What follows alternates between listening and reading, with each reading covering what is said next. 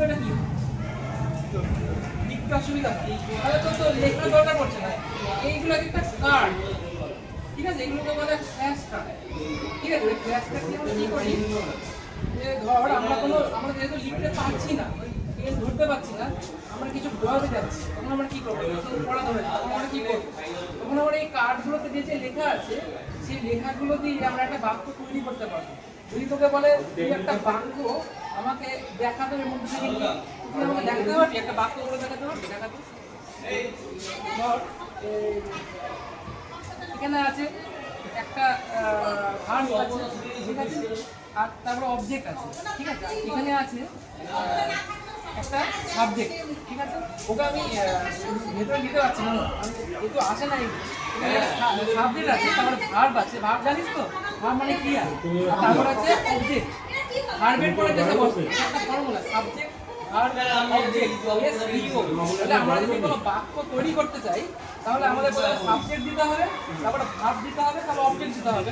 যেহেতু তোর লিখতে সুবিধা হয় তাহলে এখান থেকে আমি ধরে রাখছি তুই সাবজেক্ট ভার্ব আর অবজেক্ট নিয়ে আমার একটা সেন্টেন্স তৈরি করে দেবো। তুমি আমার বল এই কিন্তু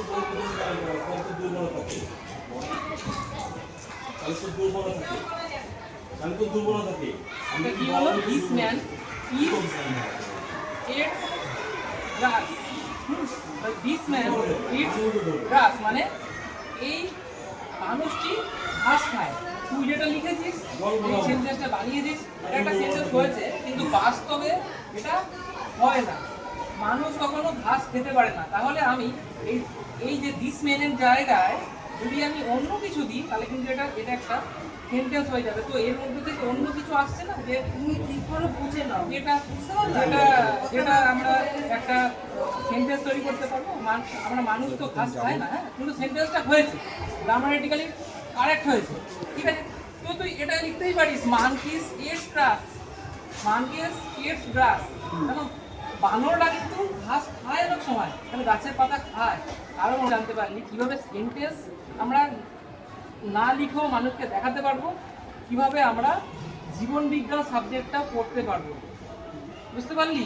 তো এই যে এতগুলো কার্ড আছে, আমি সংক্ষেপে ওকে আমি বললাম, আপনি দায়িত্ব নেবেন বাড়িতে, আর যদি সম্ভব স্কুলে নিয়ে আসবেন, প্রতিটা কার্ড ওকে দেবেন, বলবেন বাবু একটা সেন্টেন্স তৈরি করে আমাকে দেবেন। তাহলে এবং এই সেন্টেন্সগুলো তৈরি করে যদি ও দেখাতে পারে, ওর দুটো জিনিস ইমপ্রুভমেন্ট হবে। একটা হচ্ছে ও সেই ল্যাঙ্গুয়েজটা শিখতে পারবে বা ইংলিশটা যেটা সমস্যা আছে, এবং এর যে সাবজেক্টগুলো আছে, বিভিন্ন প্রাণী আছে, বিভিন্ন উদ্ভিদ আছে, সেই বিভিন্ন প্রাণী এবং উদ্ভিদ সম্বন্ধে জীবন বিজ্ঞান বিষয়েও ওর জ্ঞান প্রাপ্ত হবে। তো এটা আমি আপনাকে দিয়ে দিলাম।